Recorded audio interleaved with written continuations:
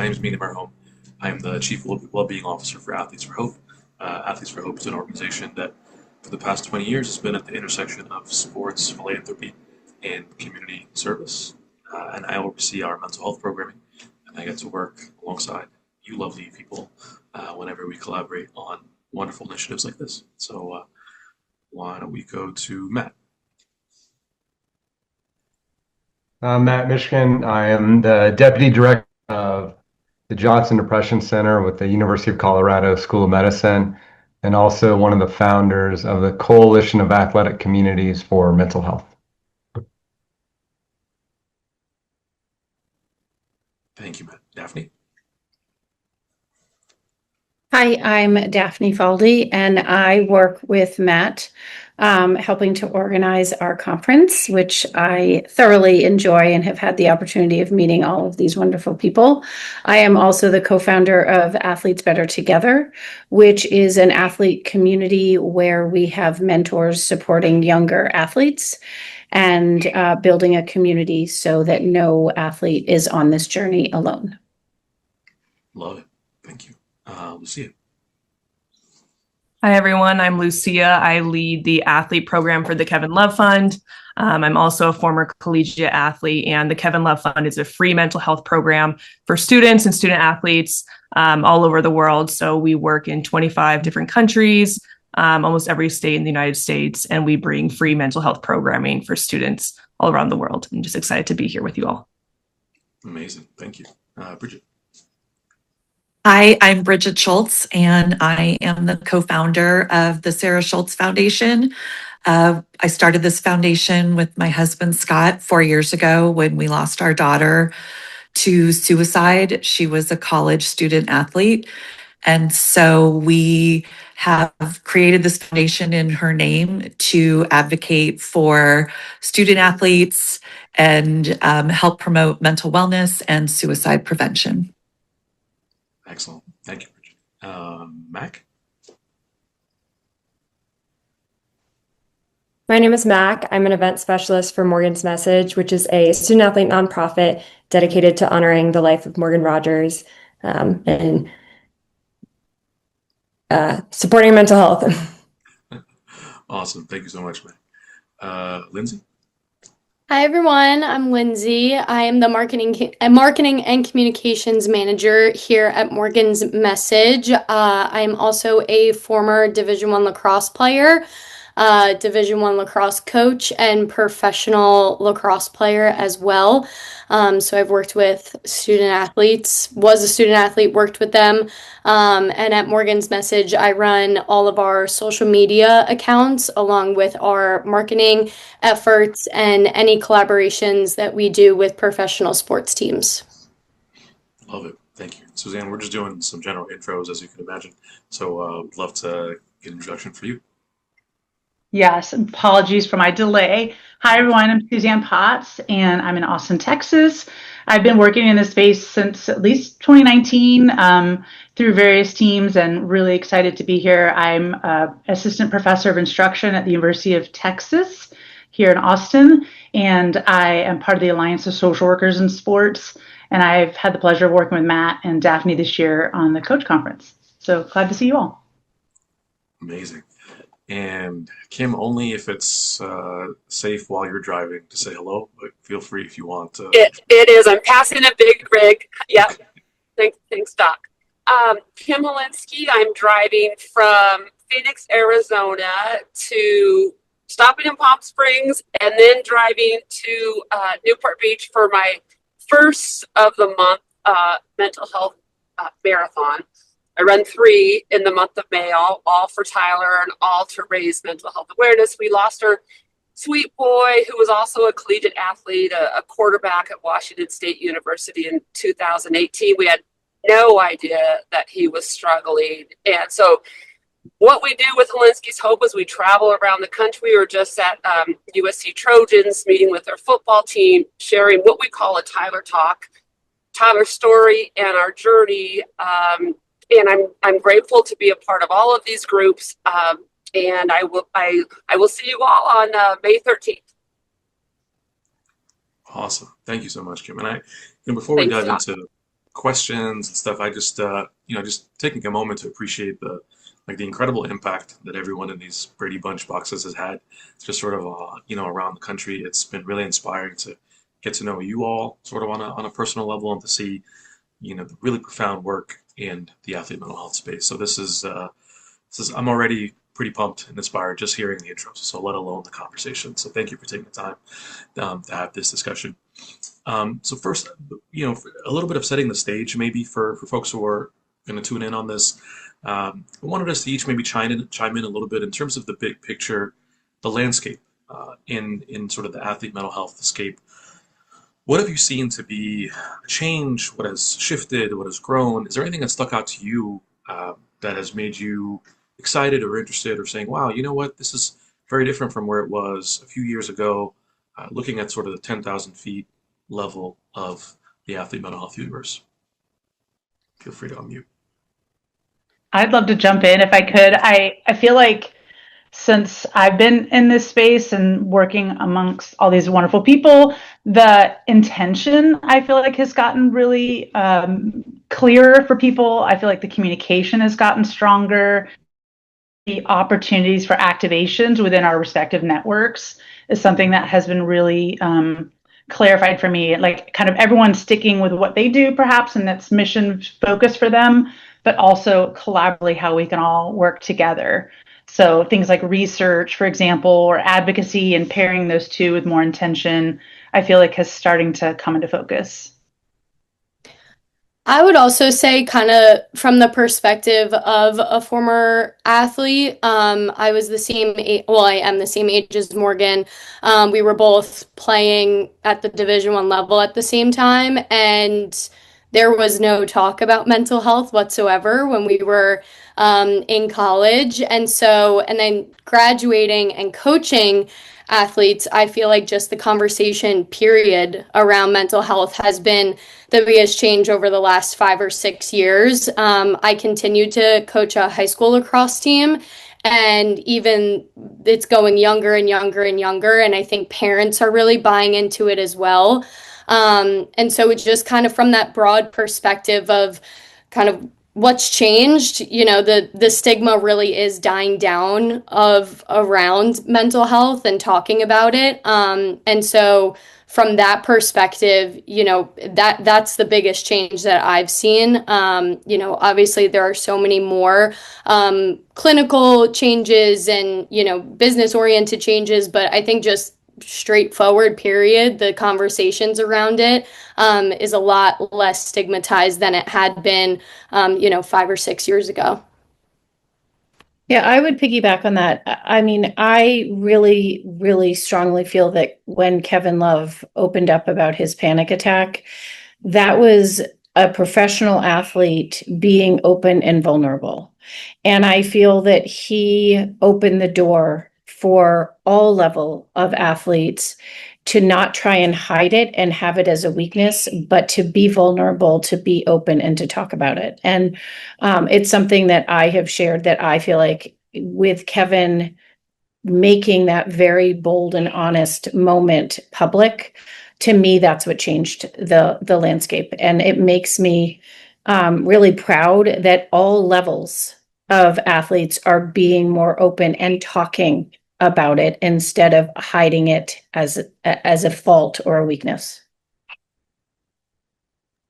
I'll chime in since you mentioned Kevin. I'm sure Kevin feels very grateful to hear that when he watches this later, but I know he would credit DeMar DeRozan and a few other athletes that kind of paved the way for him, that made him feel comfortable and brave enough to put that story out. So on a personal level, I was a collegiate athlete when Kevin's letter came out, and that's what resonated with me. So I think what's amazing is that within the last 8 years, from me seeing Kevin's story and not feeling alone because I read that, now working, for his organization and seeing all these other athletes, like every day I can go on social media, I can see a new athlete speaking out, whether they're professional, high school level, middle school, collegiate.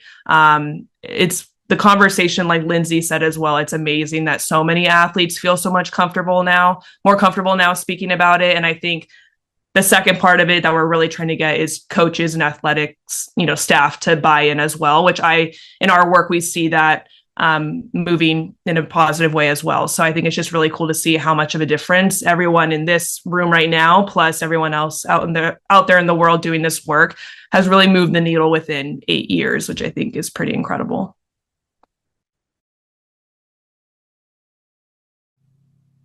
Well, awesome. Appreciate that. I would also just say, from the perspective of the clinical world, something that I've seen that's been really helpful too. I think partially because the prominent voices have led the way of kind of making this an issue that you can't ignore anymore.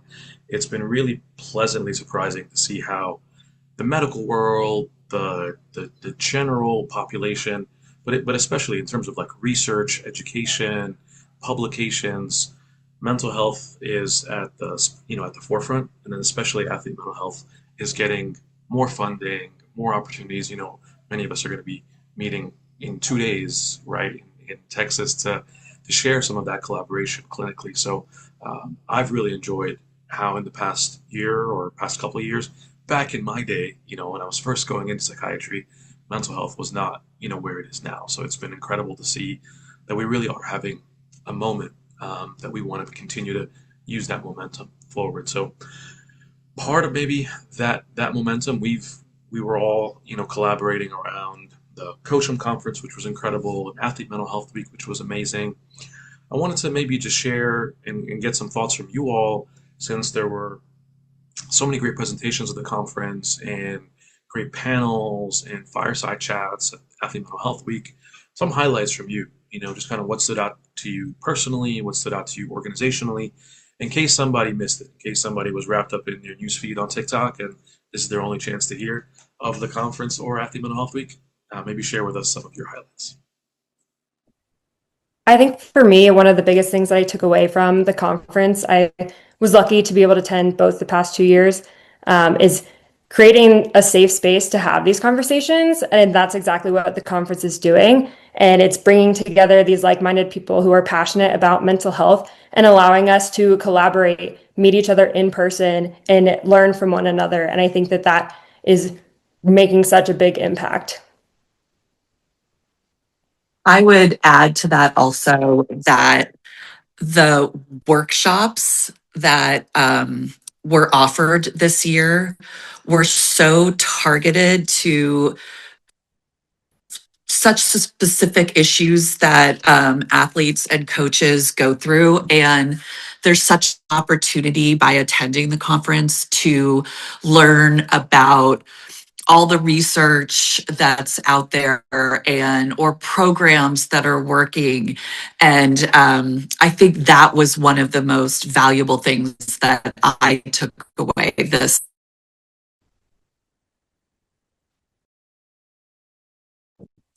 Can I add something as I pass another big rig? So we've been doing these Tatter Talks for 8 years. We've done over 450 of them. And in the beginning, as we hug the athletes and we tell them good how much I'm strong,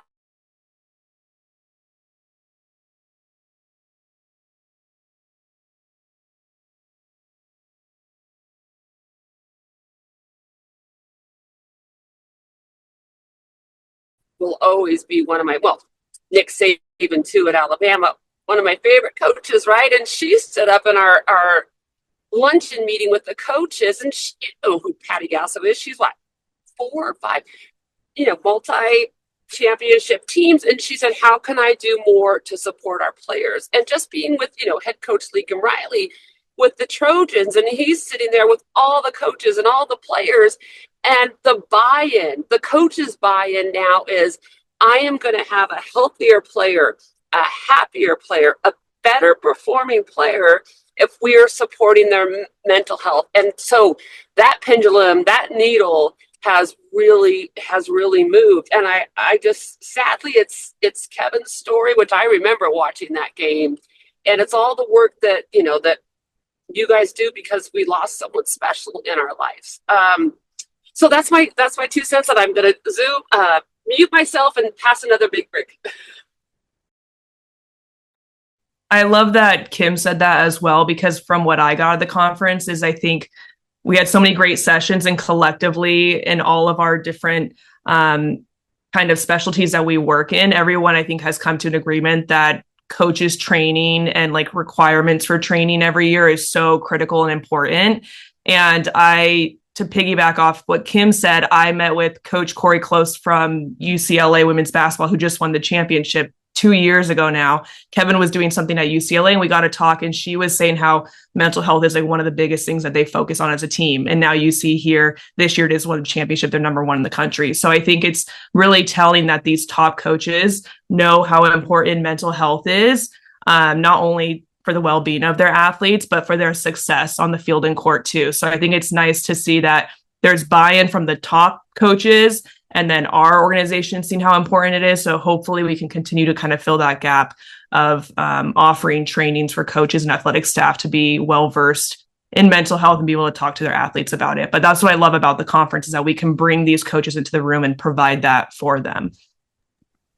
Yeah, I would just say, sorry, Suzanne, I would just say, when Matt and I first started talking about the conference, what was most important to us was getting everybody in the room together.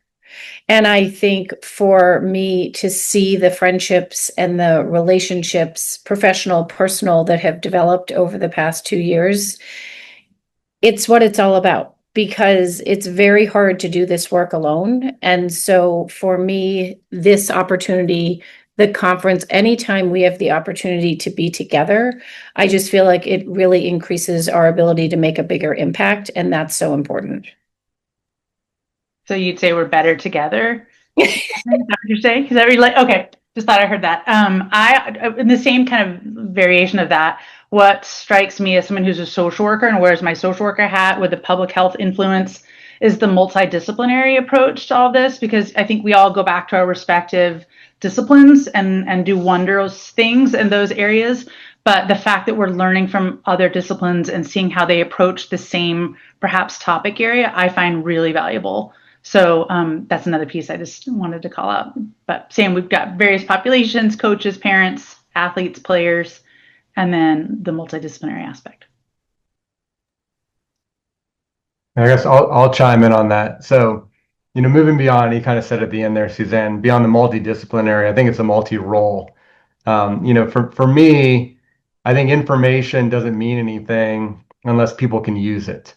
And if somebody's doing some great research, but it's not getting in the hands of parents, other caregivers, coaches, then, it just kind of sits there. And so I think the thing from the conference that I've heard the good feedback on was bringing everybody into it regardless of role, and also reminding everybody that you may not have letters behind your name, but you might actually know more about this or have a more clear insight into this than anybody else has. So I think having academics and people doing the clinical work being able to communicate out to parents and coaches is great. And I think having those folks also be able to listen to parents and coaches and have that feedback loop not only makes the research and the clinical work better, but it ensures that there's a connection between what's happening and then what's getting out there. Because ultimately, the whole thing is trying to do better by athletes and the people who are going through it. And if we can't get information in the hands of people who can help them, then again, that information just sort of sits there and to me it's not really information at that point. It's just stuff, if you will.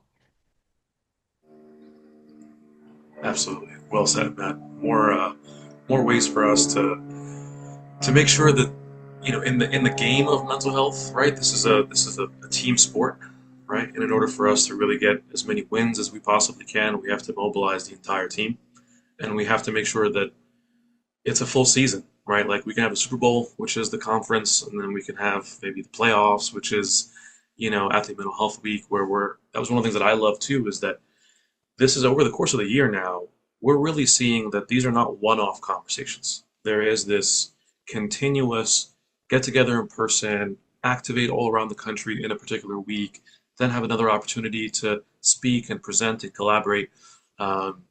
So the season idea, I think that there is no off season, and that there is kind of this way that we're really playing the game all year and just stacking up chips, in my opinion. It's been really great. And on that note, sort of in terms of how we collaborate together, because I think we learned a lot together at the conference, and I think also the way that we were all able to engage folks nationally during Athlete Mental Health Week, that there were campuses in all these random places, and student athletes were, excited and doing these challenges and hosting their own events on campuses everywhere. Wanted to touch a little bit on this collaboration in this space. How do you all see effective ways that we can collaborate, opportunities, that you're kind of seeing for us to be able to come together and support athletes? What comes to mind from a collaboration standpoint?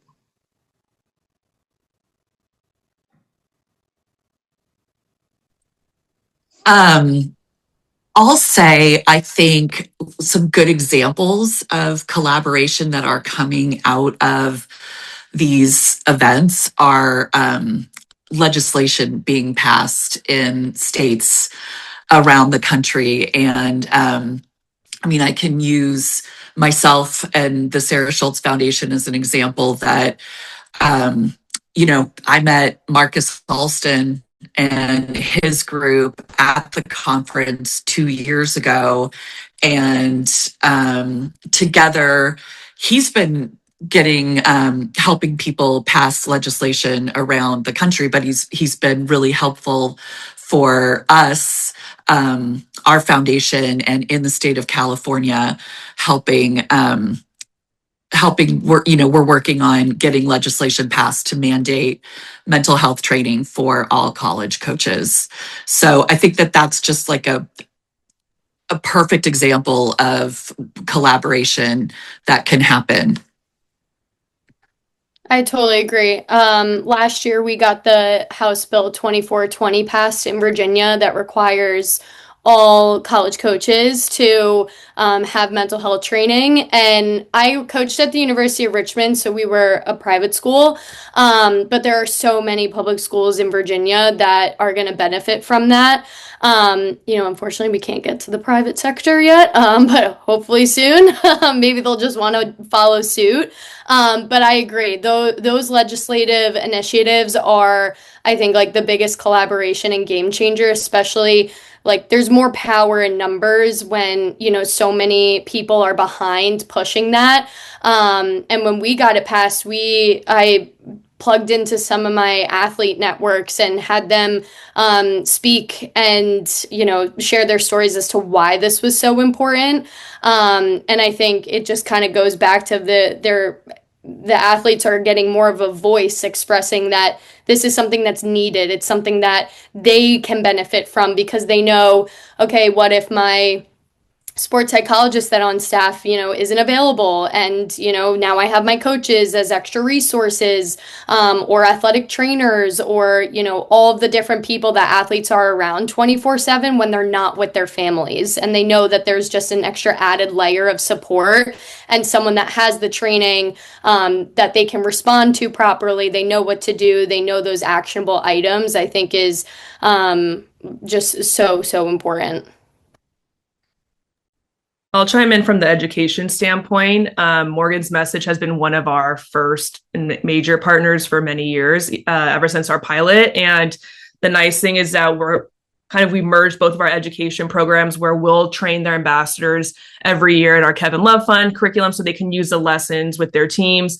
They also serve as a focus group to us in sharing, what their athletes are liking about the lessons, what they're needing lessons on and conversations about and topics and what's actually happening in the world of sports right now. So I think that's one great way is that all these organizations, we kind of find ways to work together on the education front, legislation, obviously. And then I think as well with events, like I've worked with Sarah Shulze Foundation and Katie Save at their event in LA.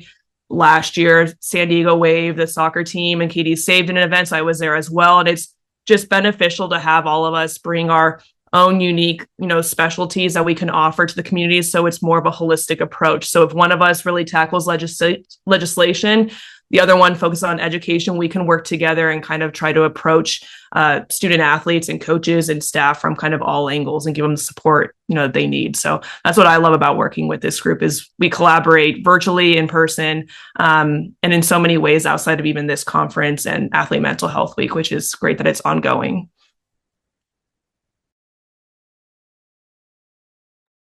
Well, and I think one thing with collaboration also is knowing what each other is doing. So we know where maybe not to reinvent the wheel, maybe to go a little bit deeper into something, whether to bring sort of a different component to it. And I think that was when Daphne and I first started brainstorming about this, that was one of the ideas is saying, and kind of going back to your first question about the space, is the space has gotten a lot different.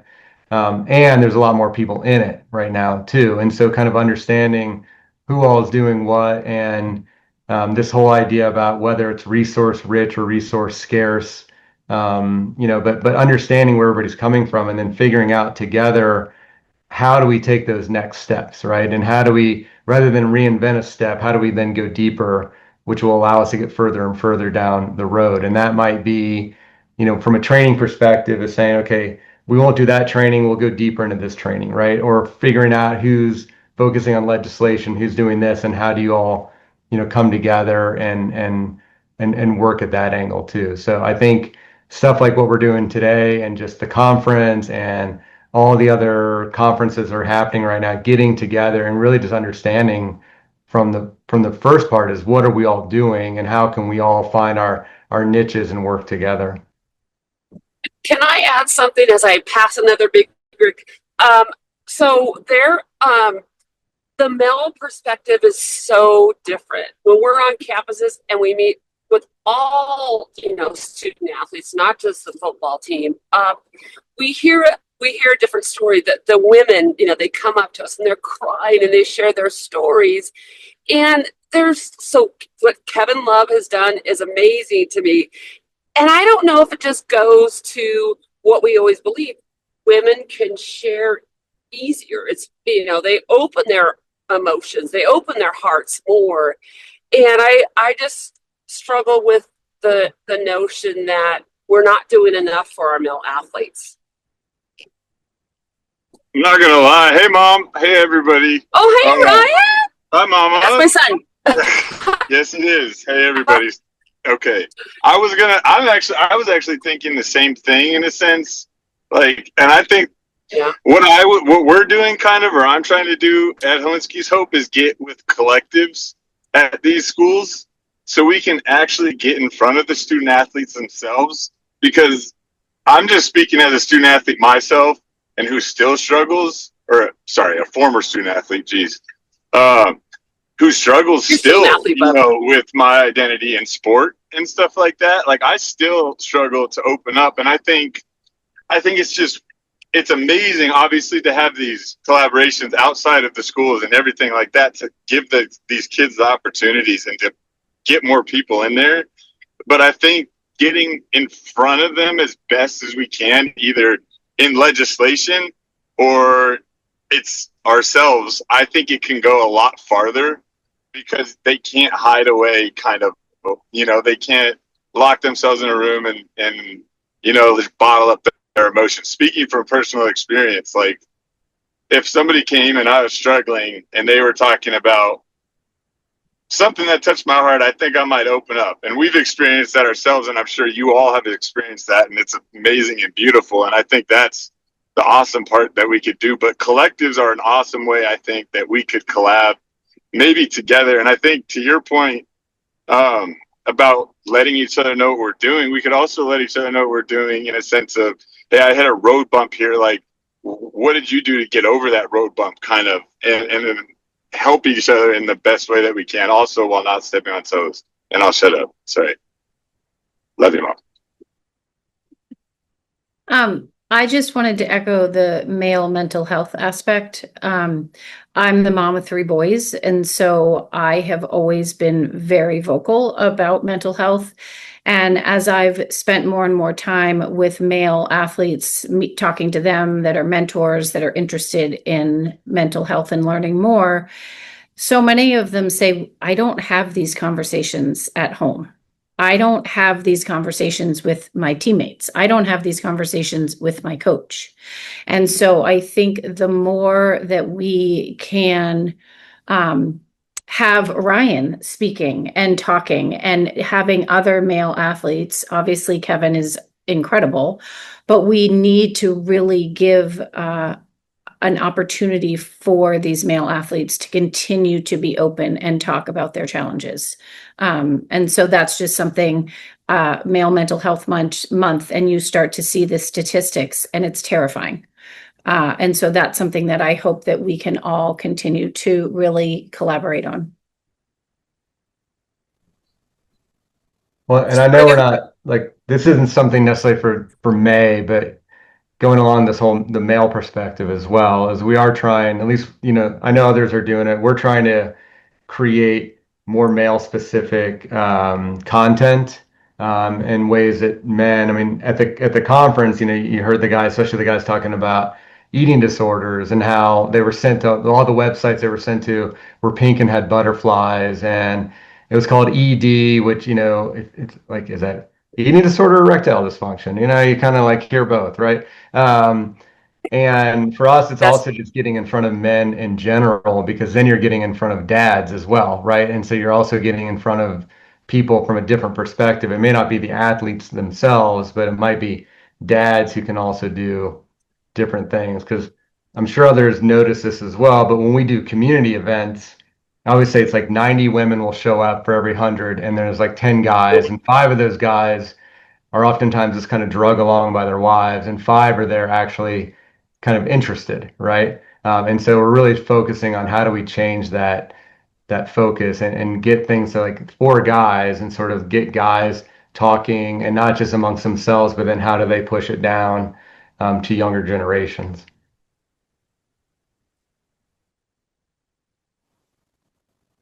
100%. And I think this is what's been so great to see in the progression of how we approach this conversation is we've gone beyond now the big umbrella term of mental health and realize there's so much nuance underneath, whether that's how you approach men or how you approach even within a sport. The way you talk to the football team is not the same way that you talk to the hockey team or the swim team. It's just the translation piece. I think we've been really intentional as a group of thinking, if we're going to be impactful, if this is going to really resonate, we got to go a layer deeper.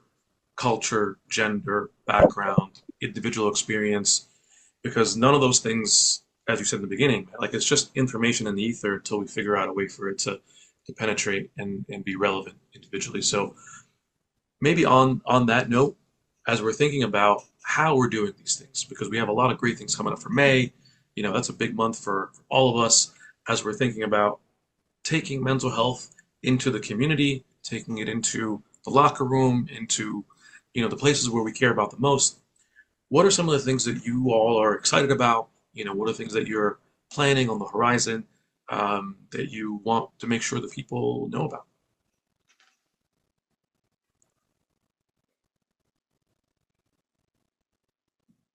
I can go first. For May, for Mental Health Awareness Month, we are releasing a free friendship toolkit. So it's a new lesson added to our program that'll be available to anyone in the public. So students across the US and around the world, because as we see with decades of research, strong relationships are the single greatest predictor of well-being and long-term happiness. So we're really trying to focus in on friends and friendship and how important that is in our lives and for our health. So we're running a whole campaign, and we will have that lesson and toolkit available to all starting on May 1st. So we're just really excited about that one. I know Kevin's super excited about it too. He speaks a lot about how his friends have helped him when he was younger with his mental health, recently with the passing of his father, his teammates. So we're just really excited to dive into that kind of front of mental health and why it's so important to have strong relationships with your friends, teammates, and other people in your life. So that'll be coming out May 1st for the Kevin Love Fund. I was going to share with you guys. So we started this podcast, with Mississippi, Dr. Josie Nicholson, right? And she was amazing. She did it for like 5 years. We took a little break. She needed a break. She went into private practice when she left Ole Miss. And now the people that are running our podcast are the folks, the sport doc at Indiana University. They just won the football national championship. So it's Dr. Jesse Steinfeld and his students that are his postdoc students, PhD students that are running the podcast. And I can tell you, they talk about the yips, they talk about anger, they talk about everything. And so we're gonna let them keep doing it. But I always thought like it would be sort of cool to have, and I'm pretty sure Doc is not gonna let it go, Dr. Jesse. But I think it'd be great to have like a roving kind of host school, university, whatever it is, because I like to get the perspective from like a national championship in an NAIA school, and whatever it is, they all share the same struggles. Whatever platform they're on, they're all elite athletes, and they're incredible. So those are my thoughts. That's good, Mom. That's good. We're also excited for our three. Also, I wanted to recognize that's awesome. The fundamental relationships, having those strong relationships is amazing. And like, I'm actually excited to tune into that because like I couldn't be more true and more important. So that's awesome. I want to recognize that. And then say our 3 for 3 challenge is coming up in May. So I'm excited to do that with my brother Kelly and then our dog here, get a video going that just basically gets people up for those who are down. That's our slogan for it, to basically just invite others to do 3 things, whatever it may be. My mom is going to run 3 marathons like she always does. I don't know how, but she's going to. Y'all can hear her. But we have that coming up, which is awesome. And then Hilinski's Huddle, I started, it's an LLC, and it's going to be like a little bit of like quarterback / mental like health training, I guess, or leadership in a sense, just helping kids like around the South Carolina, North Carolina area with that stuff. So I'm excited for that and 3 for 3. That sounds awesome. Yeah, 3 marathons in 1 month. I could barely do 1 in 1 year, so that's really impressive. Right? But yeah, insane. But at Morgan's Message, we're releasing brand new activations and activities for our Morgan's Message ambassadors. So they'll have a whole new kind of docket of things they can do with their teams, with their chapters all month long, which was really exciting. Our biggest community base is on social media. So we're doing a lot of social media initiatives this month. One of the biggest ones is our virtual Blue Out Day on May 18th. So we're encouraging everyone to wear blue to show support for mental health. And, you know, everyone can do it. Everyone can post about it. But that's a big one. And then we're also doing a game with the Chesapeake Bay Sox. They're doing their mental health awareness night on May 9th to kind of kick us off. So we got, but a majority of our stuff is very much social media based because that's where a majority of our community is.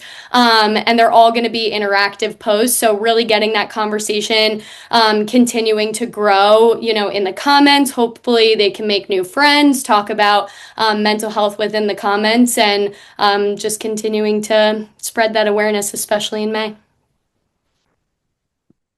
Excellent. So Athletes Better Together is partnering with IS Nation, and IS Nation is launching a Start with Love campaign, which is a standard on how we support the whole athlete. And so through our community and through their group, we are launching huddles on their app. And these will be virtual events where there's real conversations that are happening, a place for athletes to connect, share their stories, and find out what so many of them have never had, which is mentorship and community and relationships that remind you that you are enough. And that you are not alone. So together we're building a movement really dedicated to developing the whole athlete and the culture of the sport. And so we're super excited to kickstart that in the month of May. Oh man, I love that, Daphne. You know, I have 2 boys that would need that desperately. So I'm glad you're going to be launching that. As I'm part of the Alliance of Social Workers in Sports, I wear a lot of different hats, but the work we've been doing there, we have a conference also that is social work specific, but it's going to be at UNLV in September. So you'll see some announcements around that, inviting people to join us. And we're hosting It's a master colloquium, which is hard to say. It's impact of substance abuse and use on sport performance. So that will be on May 11th. We'll be promoting that and sharing it. But it's open to anyone. It's CEU eligible if you're looking for CEUs, but just doing a little bit of education and awareness raising for the social workers in our lives. I'm glad I don't have to use the word colloquium. We are at Sarah Shulze Foundation. We are really focused on working on getting our bill in California passed, and piggybacking on that, really trying to make sure that we can offer suicide prevention training to those coaches, to those teams, because as I know from personal experience with my own daughter, it goes beyond mental health awareness. People really need to know what to do when their friend, their daughter, their teammate is in trouble. So we're really working on offering free suicide prevention training to all ages groups, coaches, parents groups.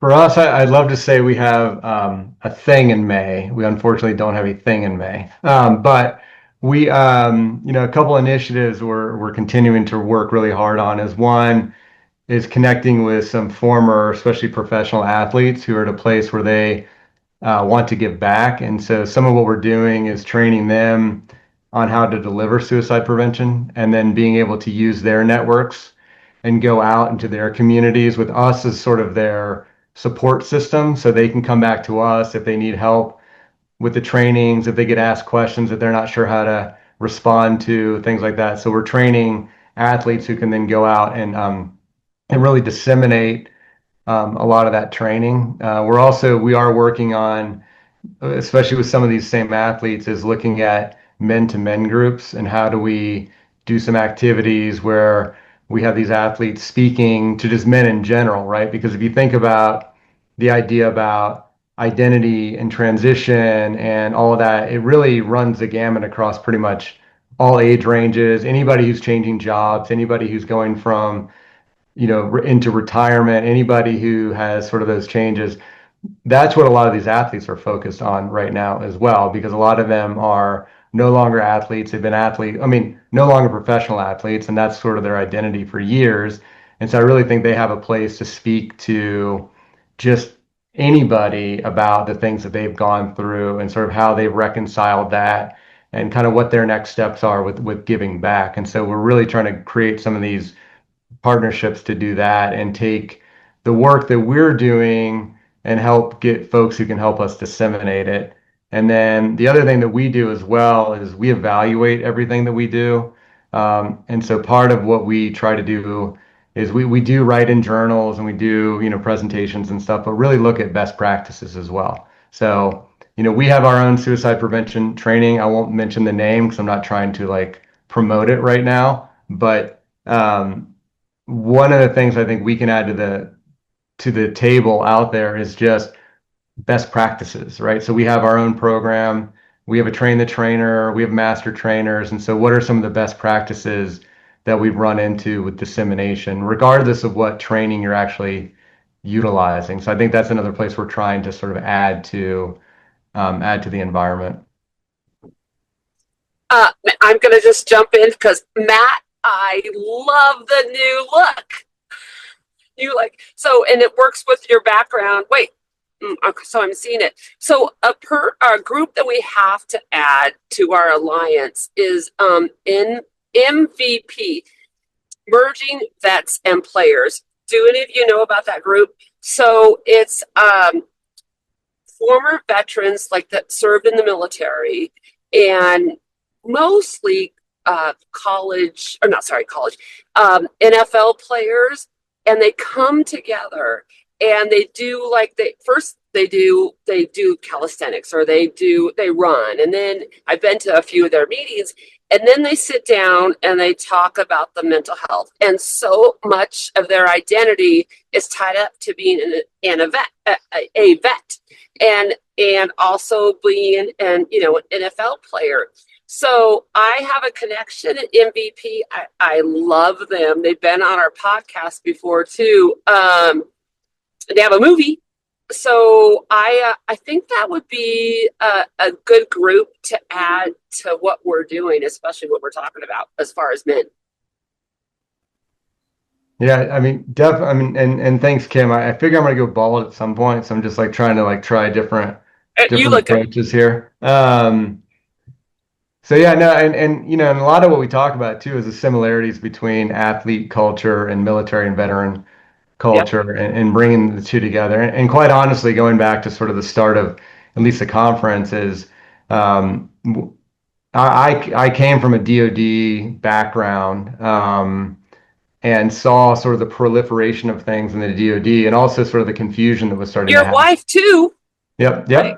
Yeah, absolutely. Yeah. Yep. Well, she's not on this, so but yeah, no, you should have brought her on. Sorry. No, it's fine. But yeah, edit that part out, Mina. I didn't say that. Let me start over.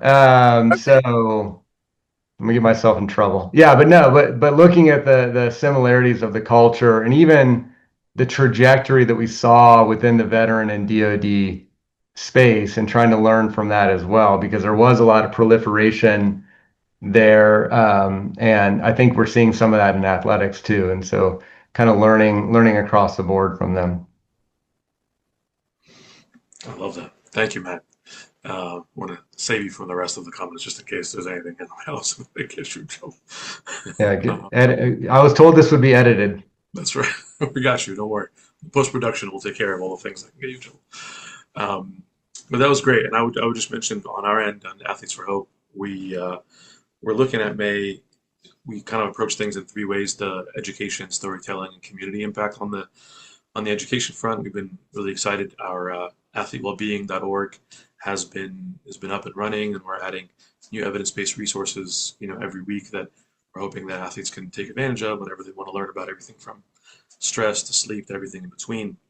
And we're having these conversations. We've been very excited about something called CHAMPS Wellbeing Visits, where we have about 4,000 schools across the country that we're doing these regular visits with, and we've now brought an athlete and a clinician, kind of paired them together.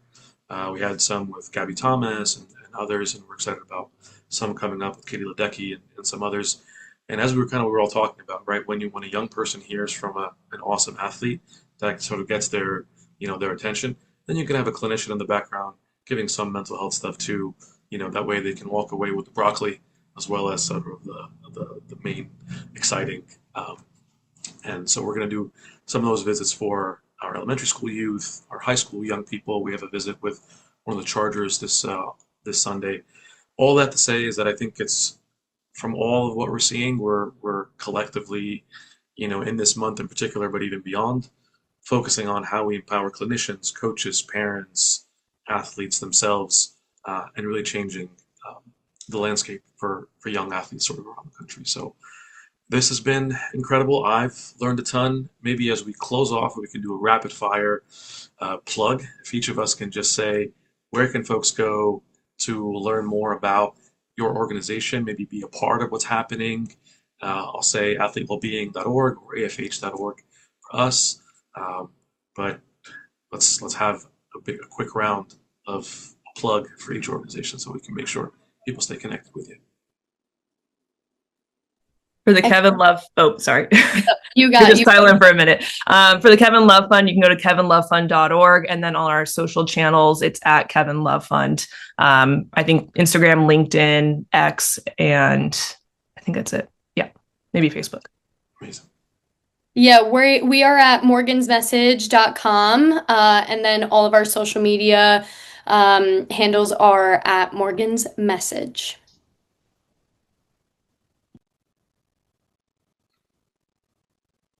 Just want to clarify real quick. It's morgansmessage.org. Sorry, I said .com.